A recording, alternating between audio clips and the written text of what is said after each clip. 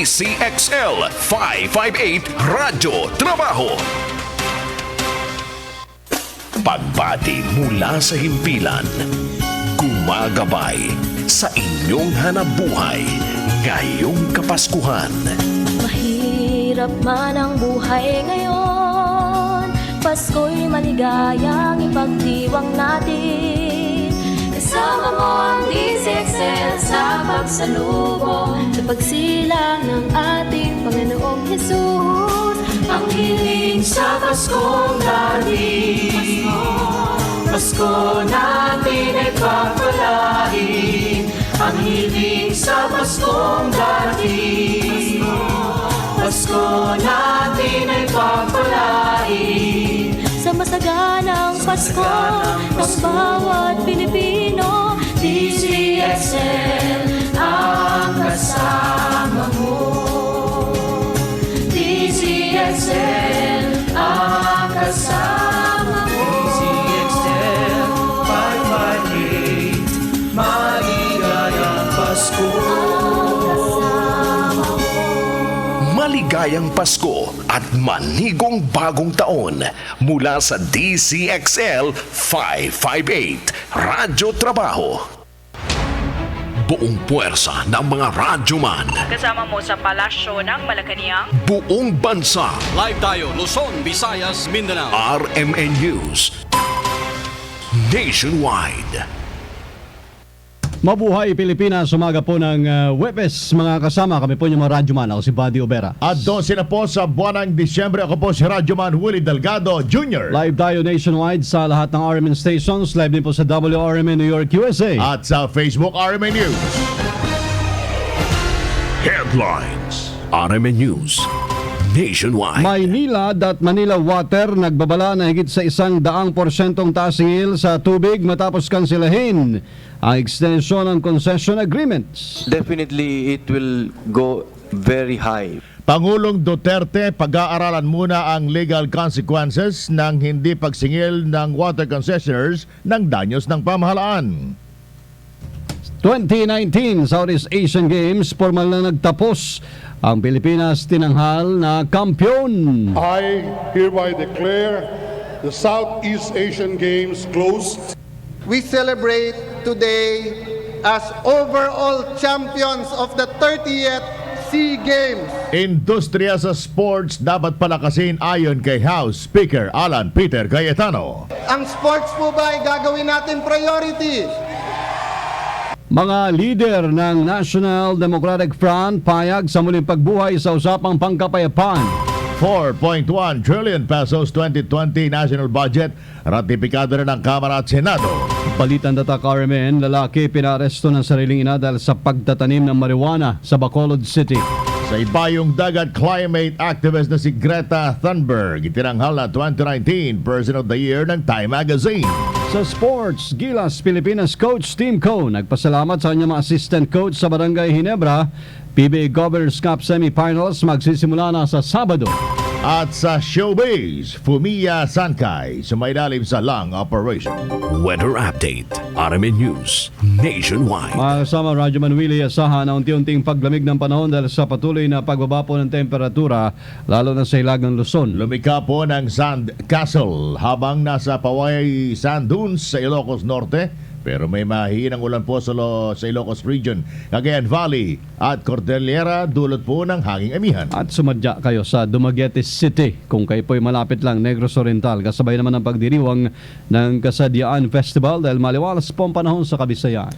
Sumisid po sa Tubataha Reef sa Palawan habang mataas ang tiyansa ng ulan sa isla kasama ang buong Mindanao, dulot po ng Intertropical Convergence Zone. Posibleng tumaas na higit sa 100% ang singil sa tubig. Yan ang babala ng Maynila at ng Manila Water matapos kansilahin po ng Metropolitan Waterworks and Sewerage System ang extension ng concession agreements ng hanggang 2037.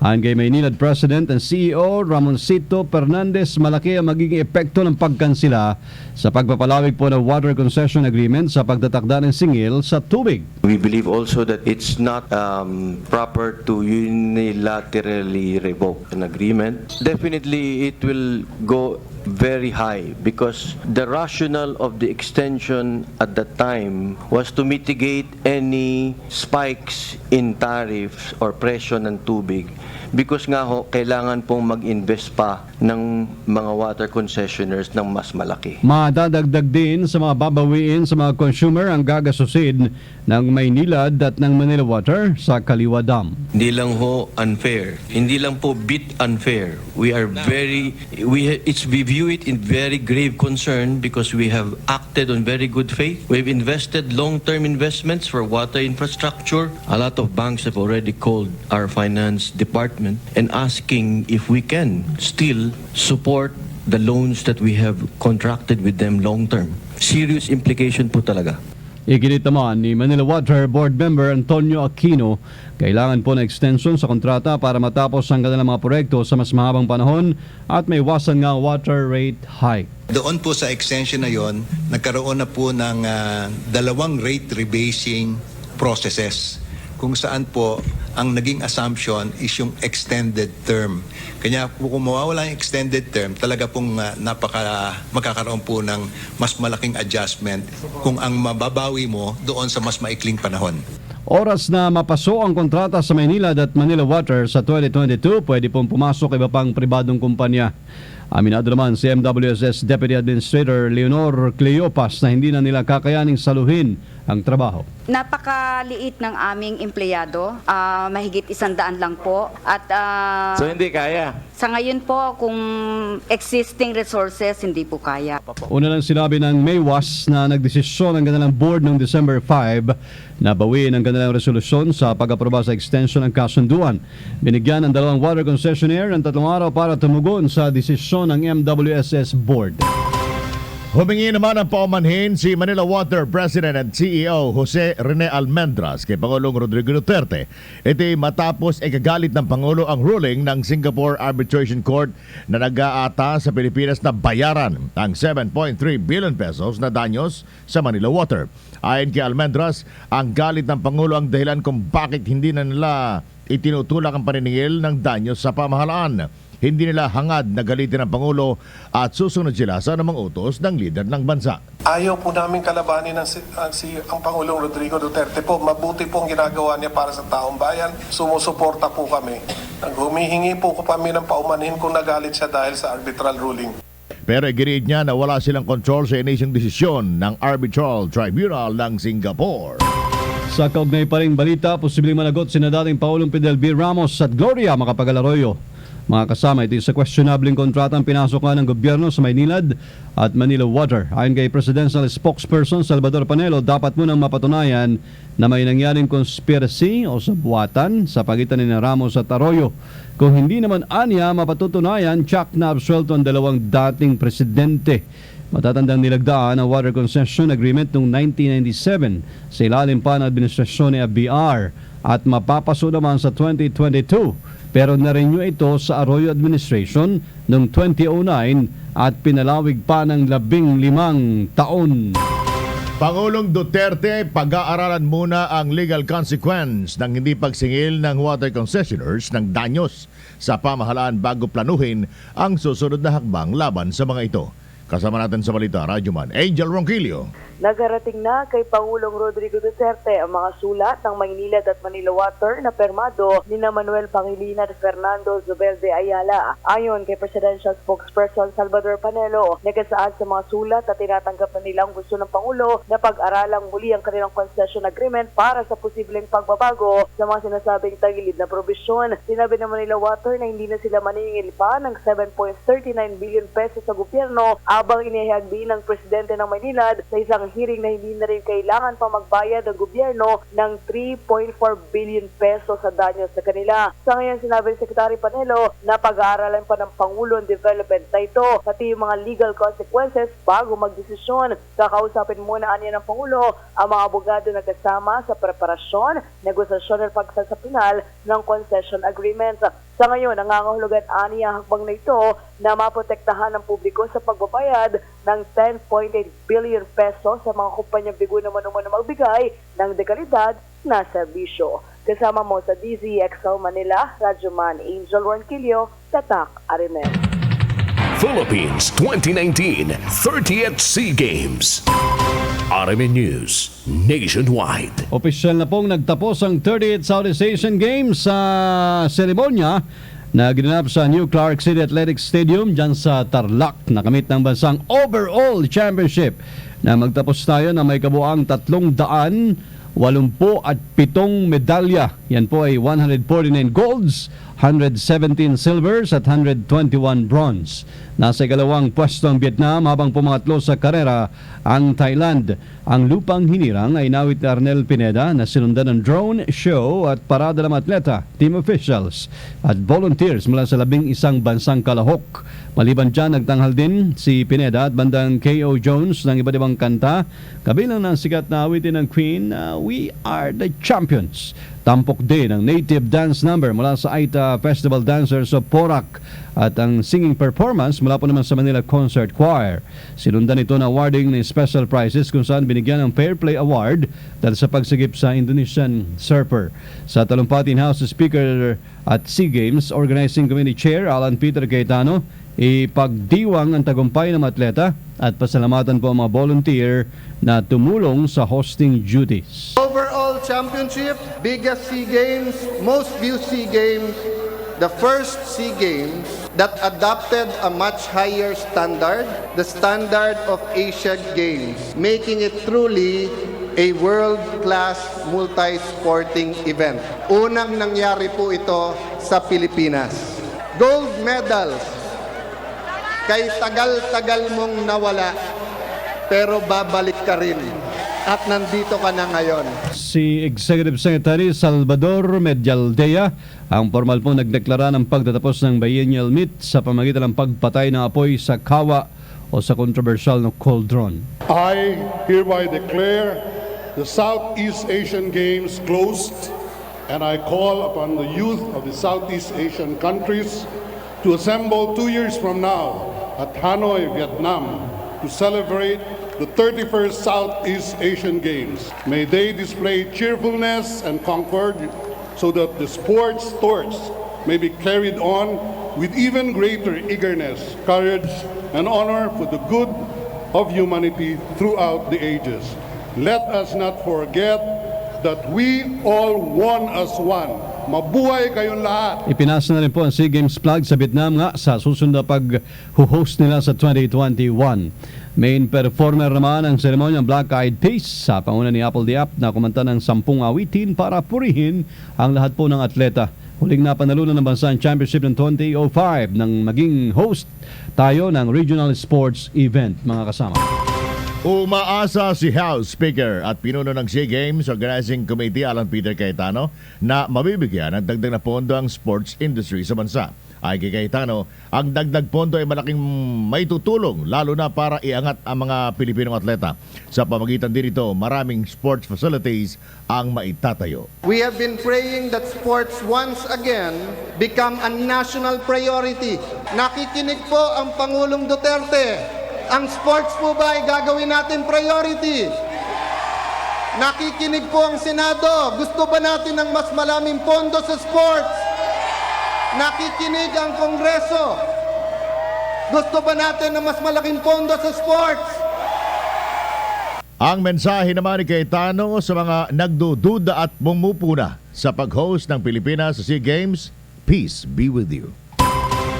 Umayag po ang National Democratic Front na muling buhayin ang usapang pangkapayapaan sa gobyerno.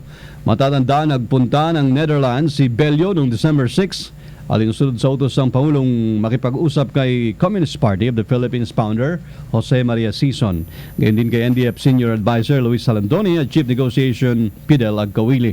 Ayon po kay Labor Sec Bello, ang Chief Government Negotiator, ang mga NDF leader sa isang ayon sa 90% ng hiling ng Pangulong Rodrigo Duterte sa peace negotiation, maging si Communist leader Sison. Anya, naging maganda ang pag-usap niya sa mga Communist leader pero hindi mo niya isa sa publiko ito.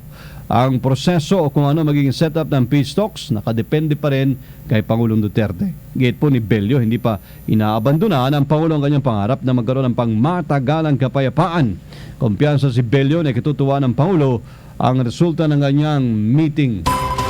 Ratipikado na po ng Kamara at Senado ang panukalang 4.1 trillion pesos national budget para sa susunod na taon. Ito matapos magkasundo ang mga senador at kongresista sa Bicameral Conference Committee sa final version ng General Appropriations Bill. Pero sinabi ni Senator Panfilo Lacson na mayroon pa rin nakasiksik na pork barrel.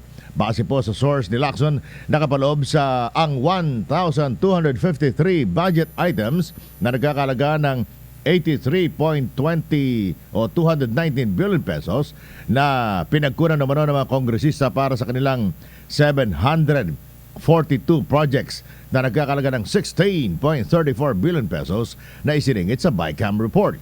Gate naman ni Senate Finance Committee Chairperson Senator Sani Angara, walang irregular sa mga tinukoy ni Lacson na insertions sa budget. Nilinaw ni Angara na hindi may kukonsiderang pork barrel ang nabanggit ng mga insertions dahil naka-line item ang mga ito. Nanindigan din si House Speaker Alan Peter Cayetano at House Majority Leader Martin Romualdez na ipasa ang budget ng walang pork at walang park fund. Presyo ng asukal, nagsimula ng tumaas ilang araw bago po ang Pasko at bagong taon. At iba pang paghanda, magsisimula na rin o iba pang panghanda, magmamahal na rin. Para sa tutok dyan sa presyo, si Radyoman DK Sarate. Itang araw bago ang Pasko at bagong taon, nagsisimula na nga tumaas ang presyo ng asukal na kadalasang sangkap sa mga dessert o panghimagas. Katulad na lang ng leche plan, ube at mga kanin na hindi talaga papahuli sa mga handaan. Sa ngayon, piso hanggang 2 piso na ang itinaas ng presyo ng asukal dito sa Pasig Market. Ibig sabihin, 50 pesos na kada kilo sa asukal na puti, habang 44 pesos naman yung kada kilo sa asukal na pula o yung brown o segunda kung tawagin. Samantala, inaasang magmamahal din ang presyo ng prutas. Sa Muñoz Market, 200 hanggang 250 pesos ang kada kilo ng ubas, depende yan sa klase. Pero ito ay magmamahal ng 50 pesos habang papalapit na ang Pasko at bagong taon. Ang tila otomatikong pagmahal ng bilihin tuwing Pasko at bagong taon ay una ng kwestiyon ng mga militanteng grupo, ilang taga-gobyerno, maging ng publiko.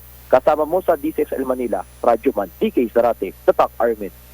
Naging makulay ngayong taon ng RMN Christmas Party 2019 na ginanap sa Bel Air, Makati kagabi. Ito ay panahon na muling nagsama at nagbanding ang mga empleyado ng DCXL Radio Trabaho, 93.9 IFM at ang RMN Head Office ngayong Yuletide season. Kasama sina, of course, as RMN President Chairperson Eric Canoy, RMN Vice President for Operations Rico Canoy at Ginang Maria Clara Canoy. Ang tema ngayong taon ay Disney and Marvel, kung saan isasabuhay at gagayahin ang mga karakter na kinalakihan at saka hinangaan karir ang mga empleyado ng DCXL, kung saan halos makompleto na mga miyembro ng sikat na superhero squad na The Avengers, habang may mga gumaya rin ng mga karakter ng iba't ibang pelikula ng Disney. Nagpasikat din ng mga bagong kasama natin at newbie at nasungkit dito ng DCXL, Team DCXL ang first place. Pumangalawa ang IFM habang nasa ikatlong pwesto ang head office. Itinanghal na best in costume sa male category, of course, ang sikat na si Earl Saludar dahil sa suot niyang Iron Man. Napakita niyo si Earl. Oh. At ang Cinderella costume naman, siyempre yung nagpanalo kay Miss Jenny Pahilanga sa female category. Napanatili naman ang IFM kanilang titulo sa group performance habang second place ang DCXL at third place naman ang head office. Meron pang pa-quiz si Rico para subukan ng lawak ng kaalaman ng mga empleyado sa Disney at Marvel. Hindi rin mawawala, siyempre, ang laging inaabangan tuwing Christmas party. Raffle para sa minor at major prizes. Congratulations! Abangan sa aming pagbabalik, mga sama, ang Balitang Tatak RMN. Bonus daw hinihintay nila sa mga nanalo. Hanapan natin. At abangan ang Tatak RMN, lalaki pinaresto ng sariling ina dahil sa pagtatanim po ng marijuana sa Bacolod City. Sa Sports, PBA Governors Cup Semifinals magsisimula na sa Sabado. Magbabalik ang RMN News Nationwide.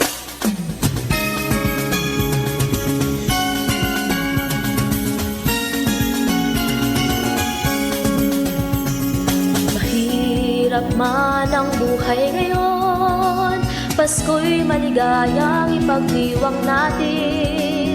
Kasama mo ang RMN sa pagsalubong, sa pagsilang ng ating Panginoong Hesus. Ang hiling sa Paskong galing, Pasko namin ay pagpalain. Ang hiling sa Paskong galing, Pasko namin ay pagpalain. Sa masaganang Pasko ng bawat Pilipino, RMN ang kasama mo. RMN ang kasama mo. Nationwide, maligayang Pasko. Ang kasama mo. Balitang Tatak RMN. Sa Isabela, proud kawayenyo, wagi po ng silver medal sa Southeast Asian Games.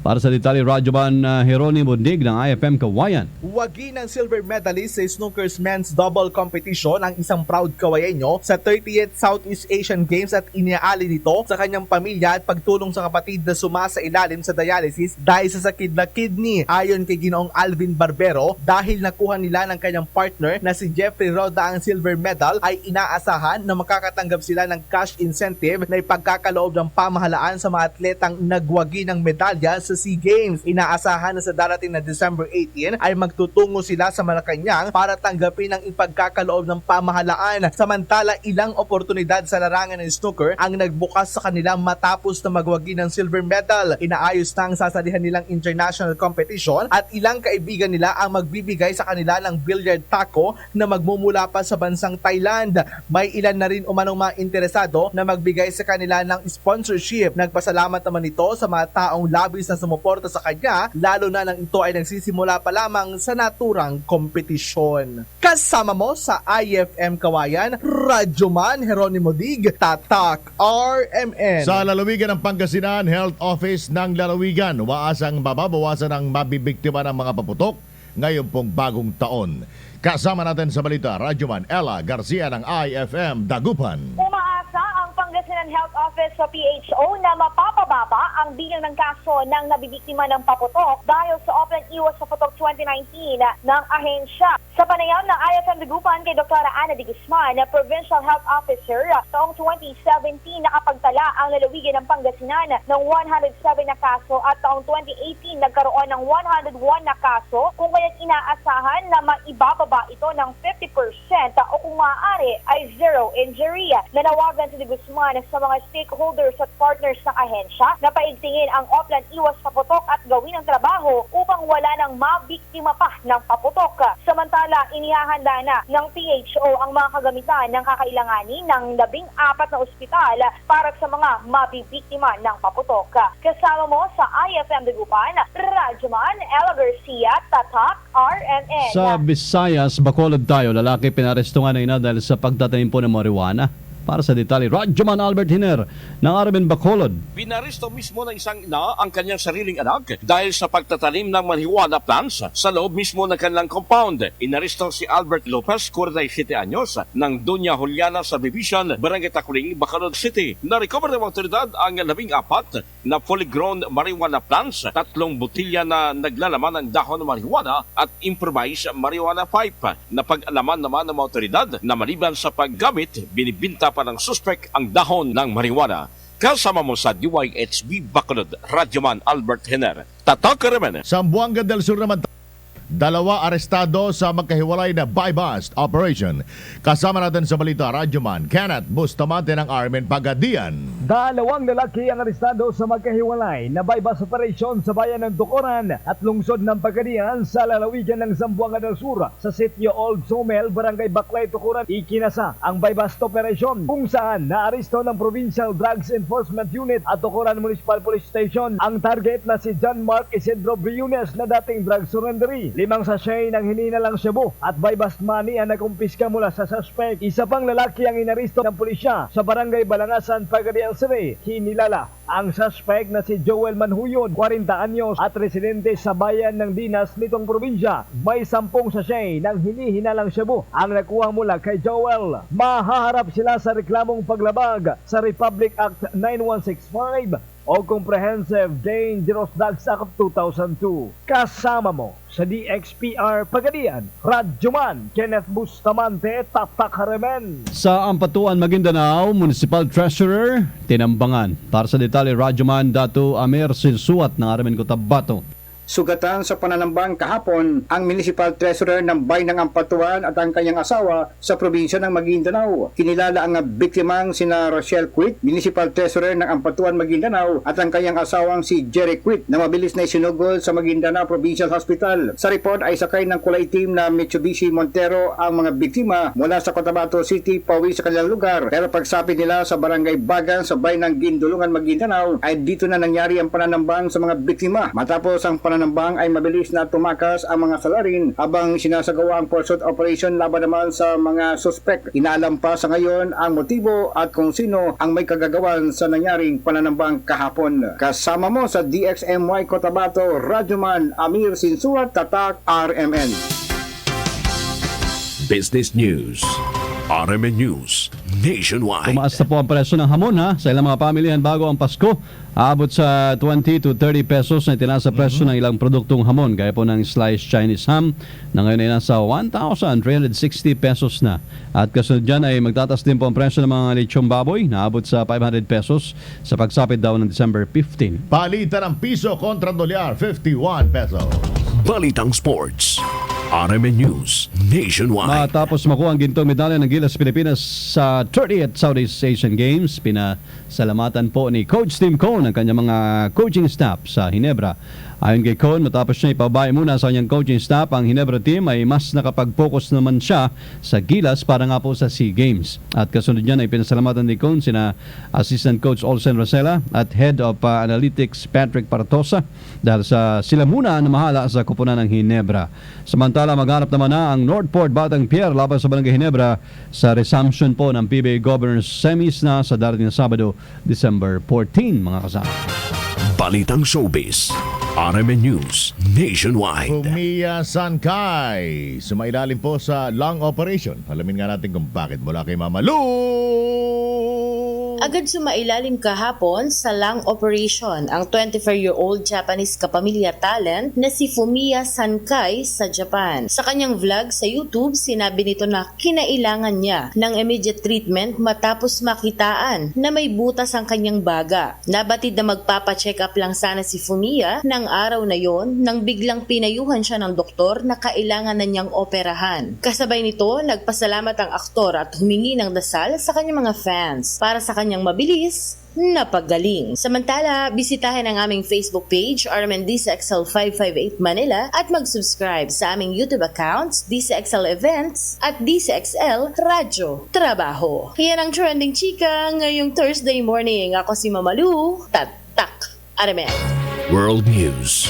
RMN News Nationwide. Itinanghal ang climate activist na si Greta Thunberg bilang 2019 Person of the Year ng Time Magazine. Kasunod po ng kanyang niambag upang labanan ang climate change. Itinuturing din po masama ang 10 taong gulang na Swedish teen bilang inspirasyon ng mga kabataan sa paglahok sa global climate change strike. At natatandang hinimok din ni Greta iba't ibang pinuno ng bansa na kumilos para maiwasan na ang patuloy na pagkasira po ng ating kalikasan. At muli, congratulations sa lahat po ng mga winners kagabi sa RMN Christmas Party. Headed by our Chairman and President Eric Hanoy and Ma'am Inday. Yung mga big boss natin. Opo, at dito sa DCXL, congratulations sa mga best male and female dress nila, costume. Si Iron Man ang champion, Oo, sa lalaki. Si Earl. Malaki-laki rin yata naiuwi niya. Magkano ba yung ano? Oo, naiuwi niya si Lou. Mabigat yung laban kahapon At kay Jenny Pailanga, yan. Congratulations sa lahat ng mga winners. Paminsan-minsan lang yan mangyari, mga kasama, ha? Enjoy the rest of the day. At patuloy! Ito po, yung kanina, si Fat Tor yun. Si Fat Tor. Naglasing na si Tor. Ayan, Ayan! Sinabi ko. Akala ko si Santa naghirap na. Si Deo de Guzman yan. Nakalibre to si Rmn Willie. Oo. Hindi nag-costume. May pinaghahanda na akong costume sa mga darating. Abangan nyo yan. Hindi lang natapat eh. At nasa na yung bola? Hawakan na natin mga kasama. Ayun. Bang! Kita niyo naman. 13 days bago mag-Christmas. Kami po yung mga nagagandahan na laking radyoman. Ako si Buddy Oberas. Ako si Willie Delgado Jr. Mabuhay Pilipinas! Hatid sa inyo ng buong puwersa ng mga radyoman. Buong bansa. RMN News Nationwide.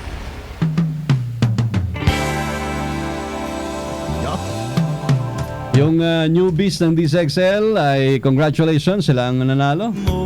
At siyempre yung dance group pa ng yung group presentation natin, malupit din. Kinabahan talaga ang IFM at head office. Nalito ko doon. Alin ba doon yung pa-contest? Yung costume? May costume. Yung madami. At siyempre yung mga bagong empleyado, yun naman yung newbies, Rmn Willie. Maganda yung opening nila. Yung sila Spider-Man. Yung pasabog, binuka. Ibang klase rin. Kaya magsusulisit na ako sa lahat ng anchors ng DZXL. Para po sa... Ilan ba yung mga anchors natin dito? May malakas na magpasabog. On-air hold up to. Ang Santon Plus Herbal Capsule po ay patuloy na nagpapasabog din ng bisa at galing sa mga gumagamit nito at sa mga katulad ninyo na nag-iisip-isip pa rin. Subukan nyo na kasi. Kung kayo po ay may arthritis, sinusitis, prostate enlargement, at saka po yung UTI, TB, ulcer, iba pa. Marami naman po nagpapatunay na nakatutulong dahil nga number 1, herbal supplement po yan herbal capsule. So walang side effects. Ang available po ang Santon Pass sa The Generics Pharmacy at saka sa South Star sa DZXL RMN Manila. I-save nyo lang sa phone book 0927-519-2267 at hanapin si Kiko yung mga guards po namin din samahan din ng Mighty C para yung pagtalon ni Spider-Man tuloy-tuloy. Malakas ang resistensya mga samahan. Nakasambli kagabi. Grabe. Si Sander naman, iwasipon yan dahil nagmamighty si rin. Si Jamie, ganun din. Si Joe, tahimik din pala, no? Si Joe Puentes. Mabuti lang si Joe, naka waterproof na jacket. Ayun nga. Nabuhusan ng isang basong iced tea. Godfather. Ano kumakain kami? Kaya pala. Ngayon, ang maganda pong balita rin, masama, yung kape naman, may kape rin kagabi sa RMN Party. Masarap din. Masarap ang kape kagabi. Pero mas masarap yung Nature Soya Coffee. Yan. Yan ang the best. Gawa po sa soya mangosteen at agaricus mushroom. Subukan nyo pang regalo. Ang Nature Soya Coffee, isang box lang yan, kayang-kaya nyo, ha? Ang kagandahan, may anti-cancer properties din po yan, yung isoflavones, gaya ng genistein at diethyl, ha? Lumalaban sa mga uri ng karamdaman, Nature Soya Coffee, kape na natural at gagabay sa kalusugan, mabibili sa mga butika at napapasabi ka rin aling inday ng mga katagang soya.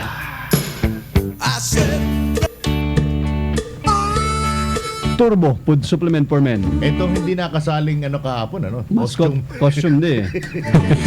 Pero suot daw ni ni Iron Man.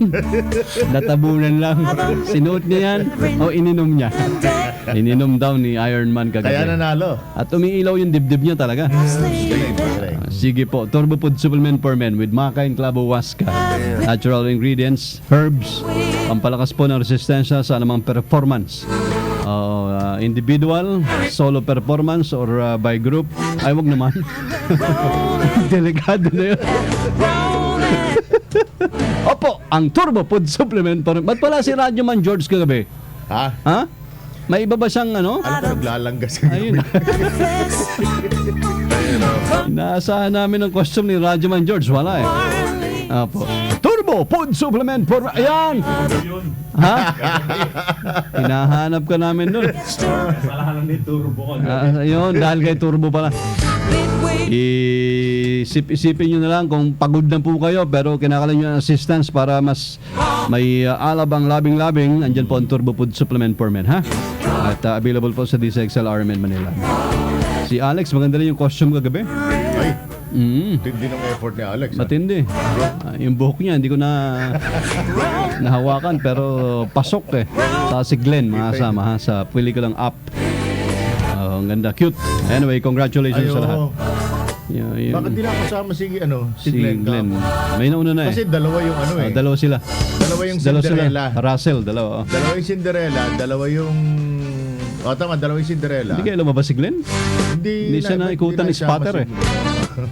So anyway, congratulations sa lahat po. Left a good job in the city. Ang oras 33, makalipas po ang alas 7. And I never lost a minute of sleeping, worrying about the way things might have been.